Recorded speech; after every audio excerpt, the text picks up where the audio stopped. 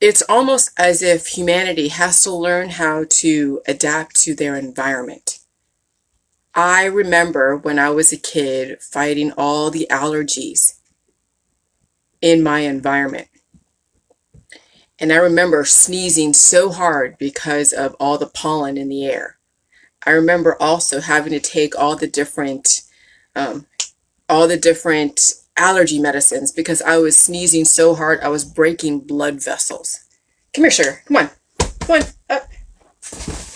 Okay. I was sneezing so hard I was breaking blood vessels. I had to go to the doctor to get my nose cauterized all the time because I was always getting nosebleeds. It was like I was fighting to adapt to my environment. Okay. And that was part of my adaptation process coming from Vietnam through, from the Vietnam War, was to adapt to all the flora and fauna in my environment, in my area in Silicon Valley. And so I learned early on how to use a tissue. I learned early on how to sneeze and sneeze hard. I learned early on how to cough. And it still stuck with me to this day. I remember every single time I would get a cold or I would get a flu virus or whatever virus, I was always blowing my nose. But I would try to stop it with a Theraflu and with a NyQuil, but my body didn't respond very well. I mean, I think I responded a little bit to the Allegra, and I responded well to the Theraflu, but it made things worse. It made things a whole lot worse. And so this is what we need to start teaching our kids: how to use tissues, how to hawk up loogies and get everything out. We're teaching our kids to suppress the symptoms. We're teaching our kids to take out the organs like the tonsils. So your first line of defenses are not only weakened, but they actually get taken out and destroyed right at the get-go. And so this is why we are stuck then dealing with the second line of defense, which is the throwing up and the diarrhea, and then eventually actually fast tracking to the third line of defense, which is the cancer, disease, and chronic illness, heart attacks, strokes, autoimmune disorders, transplants. And so this is probably the most important thing to understand, is that when you start sneezing, that's your first line of defense. When you start feeling like, I remember a couple weeks ago when I'm like, damn, this is an aggressive pollen season.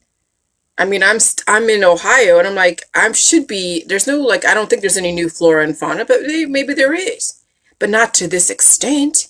I mean, every area has their usual annual type of seeds that go dormant in the winter, and then they come out during the spring and then bloom during the summer.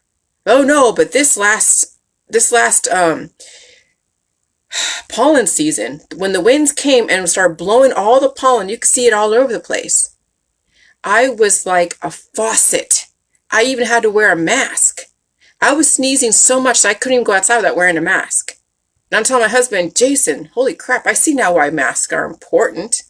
I understand now, because going outside, I'm like a freaking faucet, and then I'm sneezing so hard when I get inside. Well, that's my body adapting to not only the pollen, yes, but the pollen has those spores, those viral spores. And I've been exposed to people who've been recently, vectorized, but hey, that's whatever, who cares? We are getting payloads of viruses, not only through our friends and family, but also through the environment. The panspermia, like I said again, the golden little balls that you saw on the 2012 Summer Olympic opening ceremonies. They were giving you a heads up. We're headed into some pretty aggressive stuff. And so yes, every springtime, like they said in April 2020, was what kicked off all of this next round of variant wave of affliction. And it's going to happen twice a year. So you're going to see that you're going to have a kick up in springtime. People are going to be like, okay, here's the summer. We're dealing with the fallout from the springtime. And then fall's going to roll around, flu season, another round of the layers of people dealing with shit. And then you have the wintertime where you're going to have full hospitals and lockdowns, probably yet again, people passing away yet again, or getting an uptick of cancer, disease, and chronic illness yet again. And then it'll be springtime again and another round. So you're going to see twice here. So you're going to see 2 triggers and then 2, let's kind of cycle through this processing. So you have 2 triggers and 2 processing events. That's how it's going to work. And this is going to be a systematic process. And so this is going to be your way of strengthening your diaphragm and teaching your kids to strengthen their diaphragm, to understand what mucus is, to understand what coughing does. And then, yes, even a little bit of sips of J juice to help activate, but not wash away, but help activate their ability to expel. Because you don't want to weaken your kids' way of their first line of defenses. And you don't want to leave them open for the second line, which is the stomach flu and the and other issues, the throwing up and all that stuff, and the diarrhea, which will probably happen because some people's first line defenses have been destroyed.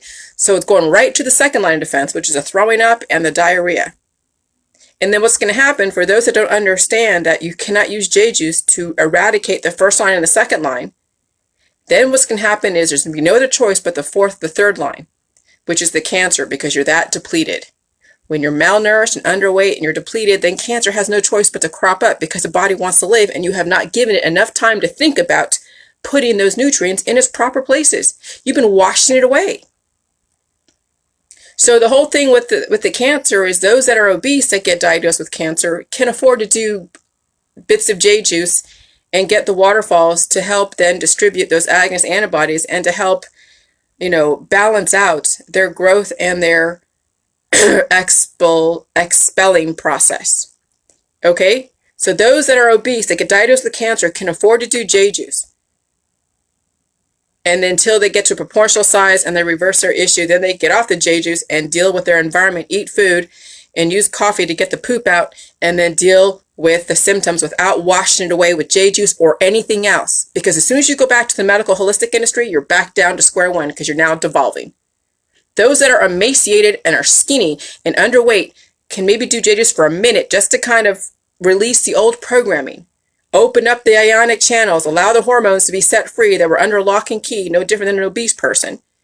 And then they get off the J juice and they eat the food supply and deal with the viruses without using J juice really. But obviously if pain is that much, then use J juice over an antibiotic. Because at least J juice gives you growth and gives you activity. An antibiotic will just take you down notches and take you down notches until you have no choice but to deal with cancer or a heart attack or a stroke.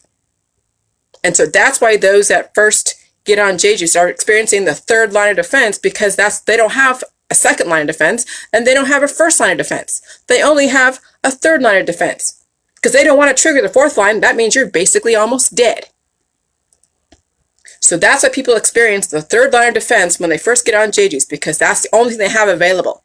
And then they bring themselves up to then the stomach aches and the diarrhea. Then they bring themselves up, or the throwing up. Then they bring themselves up to the first line of defense, the mucus, which you probably will experience anyways simultaneously. You'll be experiencing all your lines of defense as soon as you get on J juice, as soon as you do that. But as soon as you do too much of J juice, then you wash away your defenses. And you bring yourself back to then the third line, which is the cancer, disease, and chronic illness. Not that I've caused it, but you're not balancing your energy correctly. You have now depleted your nutrient source by energizing it to such an extent that there's nothing left for your body to be able to use and distribute. And so that's how this shit works. So I'll be redoing the pinned post and I'll be redoing my introduction.